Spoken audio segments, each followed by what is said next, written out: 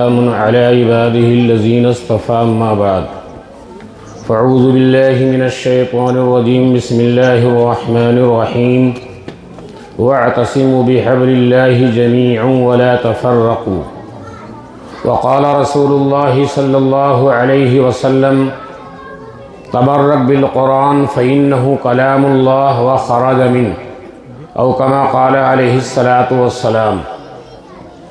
لائق صد احترام حضرات علماء کرام، بزرگوں اور دوستوں اور عزیز بھائیوں، اللہ تبارک تعالیٰ کا لاکھ لاکھ شکر ہے، احسان ہے کہ اس نے آج ہم تمام لوگوں کو مدرسہ تعلیم القرآن کی صحن کے اندر تکمیل حفظ قرآن کی نسبت پر بیٹھنے کی توفیق مرحمت فرمائی۔ دوستو عزیزوں، سارے نیک اعمال منحصر ہیں اللہ تعالیٰ کی توفیق پر۔ آدمی کے پاس وسائل ہوں، توانائی ہو، تندرستی ہو، ساری چیزیں ہوں، لیکن اگر اللہ تعالیٰ کی طرف سے توفیق شامل حال نہ ہو تو سب کچھ ہونے کے باوجود آدمی کچھ نہیں کر سکتا ہے۔ ابھی آپ کے سامنے فضیلت قرآن پر، حافظ قرآن کے مناقب پر یکے بعد دیگرے حضرت مولانا مفتی عبداللہ صاحب، حضرت مولانا محمد فاروق صاحب، ان حضرات نے بڑے ہی سرح و بسط کے ساتھ آپ کے سامنے اپنے دل کی ترجمانی زبان کے ذریعے کی اور آپ کو اس بات پر توجہ دلائی کہ آپ حضرات اپنے بچوں کو حافظ قرآن بنائیں، عالم بنائیں، محدث بنائیں، خطیب بنائیں۔ آپ نے اس کو سب کو سنا، لیکن یہ بھی توفیق ہی سے حاصل ہوگا۔ اگر توفیق نہیں ہوگی تو کچھ بھی نہیں ہوگا۔ آپ غور کیجئے دوستو عزیزو، کتنے لوگ ہیں جن کے پاس وسائل کی کمی نہیں، توانائیوں کی کمی نہیں، دولت کی کمی نہیں اور قبیلے خاندان کی کمی نہیں، لیکن ان سے اللہ تعالیٰ کام نہیں لے رہا ہے۔ اور بہت سے ایسے لوگ ہیں جو کمزور ہیں، ناتواں ہیں، ان سے اللہ تعالیٰ بڑے سے بڑے کام لیتا ہے۔ خواجہ معین الدین چشتی اجمیری رحمت اللہ علیہ کی مجلس لگی ہوئی تھی اور بہت سے علماء، فضلاء، عوام سبھی لوگ بیٹھے ہوئے تھے۔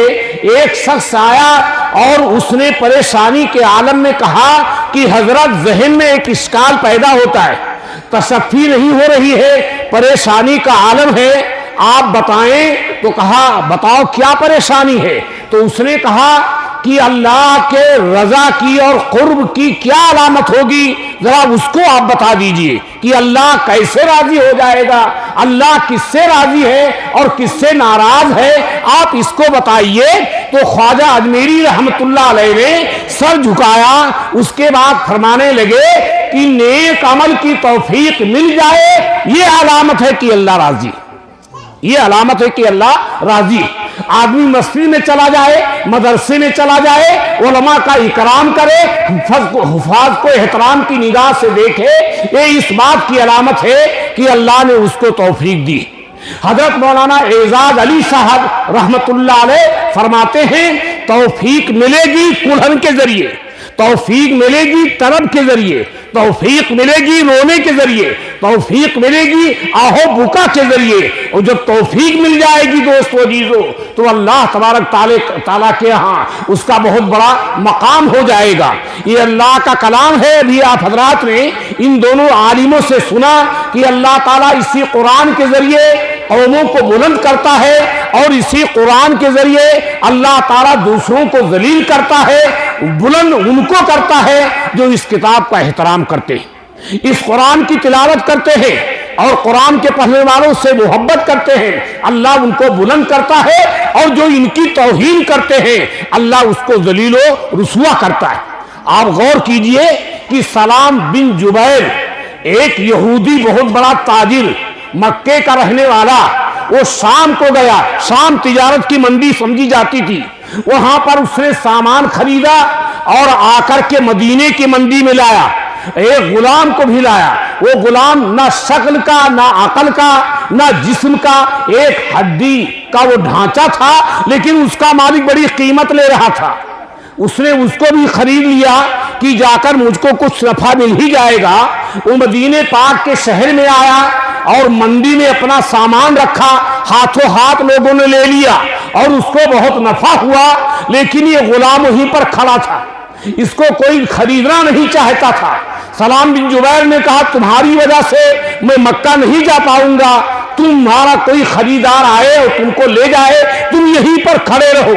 عرب کی دھوپ ہے، چلچلاتی دھوپ ہے، پسینے میں شرابور ہے، کوئی دیکھتا نہیں ہے، کوئی پانی نہیں پوچھتا ہے، کوئی کھانا نہیں پوچھتا ہے، دھوپ کی شدت نے اس کے چہرے کو جلا دیا ہے، کوئی نہیں پوچھتا ہے، کوئی خریدار نہیں آتا ہے۔ ایک خاتون سبیتا نام کی اس راہ سے کبھی کبھی گزرتی تھی، وہ بڑی رحم دل تھی۔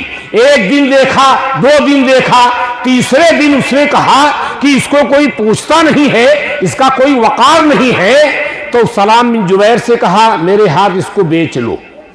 تو سلام بن جبیر نے کہا لے لو، ہم تو کئی دنوں سے انتظار میں ہیں کہ کوئی خریدار آئے۔ تو کہا کیا قیمت لوگے؟ کہا کوئی قیمت نہیں، جو میں نے خریدا تھا اسی قیمت کو دے دو، میرا بوجھ ختم ہو جائے۔ پورے مدینے کے اکناف اطراف میں یہ بات مشہور ہو چکی تھی، لوگوں کی زبانوں پر یہ چرچا تھا کہ ایک غلام ہے، شکل کا عقل کا نہیں، اسے کوئی خریدنا نہیں چاہتا ہے۔ اور جب سبیتا نے خرید لیا تو پورے علاقے میں یہ بات بھی چرچا ہونے لگی کہ اس غلام کو جسے کوئی خریدتا نہیں تھا، ایک نیک دل خاتون نے خرید لیا۔ اور جب خرید لیا تو ایک قافلہ مدینے سے باہر ٹھہرا ہوا تھا، وہ بھی مکے کے تاجر کا قافلہ تھا، اس میں ایک بہت بڑا تاجر تھا۔ اس نے کہا کہ کس نے خریدا ہے؟ تو اس نے بات چیت کی تو پتا چلا سبیتا نے خریدا ہے۔ تو پتا چلا بڑی رحم دل ہے، نیک دل ہے، اس کے پاس انسانیت ہے۔ تو اس کے ماں باپ کو نکاح کا پیغام دیا اس نے۔ تو ماں باپ نے سوچا کہ بڑا تاجر ہے، اس سے بڑا رشتہ کون اچھا ملے گا، تو اسی کے ساتھ شادی کر دی۔ جب شادی کر دیا اور اس کے پاس وہ مکہ جانے لگے تو اپنی بیوی سے کہا سبیتا سے کہ میں مکہ جاؤں گا، میرا وہاں ایک بڑا گہرا دوست رہتا ہے، وہ بھی میری طرح کا بہت بڑا تاجر ہے۔ وہ تاجر کون تھا؟ وہ دوست کون تھا؟ وہ نام ہے دنیا میں عثمان غنی رضی اللہ تعالیٰ عنہ۔ وہ بہت بڑا دوست، گہرے دوست ہے۔ وہ مکے میں گئے تو کہا میں شادی کی خوشخبری سناؤں گا اور اپنے دوست کے پاس جاؤں گا، دوست مجھ سے محبت سے ملے گا، میں شادی کر کے لایا ہوں۔ لیکن جب وہ مکہ گئے اور عثمان غنی رضی اللہ تعالیٰ عنہ سے ملے تو عثمان غنی رضی اللہ تعالیٰ عنہ پہلی طرح سے نہیں ملے، محبت کے ساتھ نہیں پیش آئے، انداز بدلا ہوا تھا، بدلے بدلے میرے سرکار نظر آتے ہیں۔ تو ابو حذیفہ نے کہا کیا ہو گیا؟ آپ تو صحیح بات بھی نہیں کر رہے ہیں، پہلے محبت سے بات کرتے تھے، مسکرا کر کے بات کرتے تھے، آپ سینے سے لگاتے تھے، آج تو انداز بدلا ہوا ہے۔ تو حضرت عثمان غنی رضی اللہ تعالیٰ عنہ نے بڑی بات کہی اور کہا دیکھ میں ایمان لا چکا ہوں، ابھی تو کافر ہے، اب میری تیری دوستی کیا؟ تو اس نے کہا کہ ہم کو بھی آقا کی خدمت میں لے چلو، تم ہمارے دوست ہو، مجھ کو آقا کی خدمت میں لے چلو۔ جب آقا کی خدمت میں تشریف لے گئے تو میاں بیوی نے اسلام قبول کر لیا، اور جب اسلام قبول کر لیا تو سبیتا آقا کی خدمت میں گئی اور آقا کا وعظ ہو رہا تھا۔ آپ فرما رہے تھے جو غلام کو آزاد کرتا ہے اللہ اس کو یہ اجر دیں گے، یہ فائدہ دیں گے، جنت میں جگہ دیں گے۔ تو سبیتا کو بات سمجھ میں آ گئی اور غلام کو آزاد کر دیا اور غلام بھی اسلام لے آیا۔ اب لے آیا، جب آزاد کرنے کہ تم آزاد ہو تو وہ رونے لگے، کہا میرا یہاں کوئی نہیں، نہ ماں نہ باپ نہ عزہ نہ قربہ نہ خاندان کے لوگ، آپ مجھے آزاد کر رہی ہیں، میں کہاں جاؤں گا؟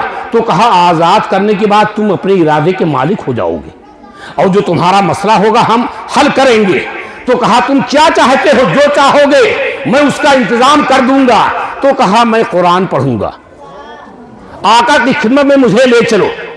آقا کی خدمت میں گئے، انہوں نے آقا سے قرآن سیکھا۔ چند ہی دن گزرے تھے دوستو عزیزو کہ وہ حافظ قرآن بن گئے اور قاری قرآن بن گئے۔ اتنا عمدہ آواز میں وہ قرآن پڑھتے تھے کہ راستہ جانے والے رک جاتے تھے کہ پورا قرآن سنیں گے تب جائیں گے۔ ایک بار وہ قرآن پڑھ رہے تھے، آقا صلی اللہ علیہ وسلم نے جب ان کا قرآن سنا تو کہا اے اللہ تیرے لیے سب تعریفیں ہیں، اے اللہ جو قرآن اتنی اچھی آواز میں پڑھتے، وہ سالم غلام جو مکے مدینے کے اندر دوستو عزیزو ایسے ٹھہرا رہتا تھا، کوئی پوچھتا نہیں تھا، آج آقا اس کے قرآن سننے کے لیے شوق کا اظہار کر رہے ہیں۔ یہ قرآن دوستو عزیزو آدمی کو بڑھانے کے لیے آیا ہے، آدمی کو عہد ثریا پہ اٹھانے کے لیے آیا ہے۔ جب مکے کا طرف کا مدینہ آیا تو ان کو بھی وہ لوگ ساتھ میں لے گئے اور مسجد قباء میں قیام کیا، اور پورے لوگوں نے متفقہ طور پر یہ کہہ دیا کہ یہ سالم ہمارے امام ہوں گے، اور اس سڑک سے اٹھا کر اللہ نے مصلی پہ کھڑا کر دیا۔ وہ نماز پڑھانے لگے، اور کچھ ہی دیر کے بعد عمر ابن خطاب رضی اللہ تعالیٰ عنہ تشریف لائے۔ وہ مقتدی ہیں، وہ مقتدی، وہ ان کے اقتداء میں نماز پڑھ رہے ہیں اور آنکھوں سے آنسو جاری ہے۔ اور میں آپ سے بتاؤں، جب دنیا سے جانے کا وقت آیا، عمر ابن خطاب کا زخموں پر زخم تھے، شہادت کا وقت آیا تو ایک ٹھنڈی سانس لی اور کہا کاش کہ آج سالم زندہ ہوتا۔ تو لوگوں نے کہا حضرت کیوں؟ کہا اگر سالم زندہ ہوتا تو خلیفہ بنانے کے لیے کسی نام کی ضرورت نہیں تھی، میں سالم کو خلیفہ بنا دیتا اپنے بعد۔ اور جب اللہ تعالیٰ پوچھتے کہ عمر ابن خطاب تو نے اس کو کیوں خلیفہ بنایا، تو میں کہوں گا تیرے سچے نبی نے اپنی سچی زبان سے یہ کہا تھا کہ سالم کا دل اللہ کی محبت سے بھرا ہوا ہے، میں نے اس کو خلیفہ بنایا۔ دوستو عزیزو، وہی وہ مدینے کے لوگ جان بھی نہیں پا رہے تھے قباء میں کہ یہ وہی نوجوان ہے جو 24 گھنٹہ کھڑا رہتا تھا، پسینے سے سرابور، کوئی حال نہیں پوچھتا تھا۔ اللہ تبارک تعالیٰ نے قرآن کے ذریعے یہ مقام دیا کہ قباء کے امام ہو گئے، اور عمر ابن خطاب رضی اللہ تعالیٰ عنہ ان کے اقتداء میں نماز پڑھ رہے ہیں۔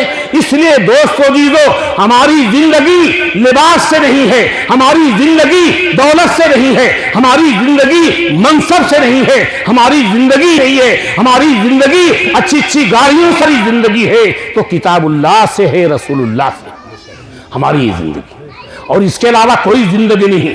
ایک بوڑھے سے پوچھا گیا کہ آپ کی عمر کیا ہے، تو انہوں نے کہا کوئی 20-25 سال کی عمر ہوگی، جبکہ ان کی ریش کے بعد سب سفید ہو چکے تھے۔ تو لوگوں نے کہا آپ کیا غلط بات کرتے ہیں، آپ بوڑھے ہو گئے ہیں اور کہتے ہیں 20-25 سال کی عمر ہوگی۔ تو کہا ہاں، جب سے کتاب اللہ کو اپنے دل میں بسایا اور قرآن کی تلاوت کرتے رہے، وہی میری زندگی، اس کے پہلے کوئی زندگی نہیں۔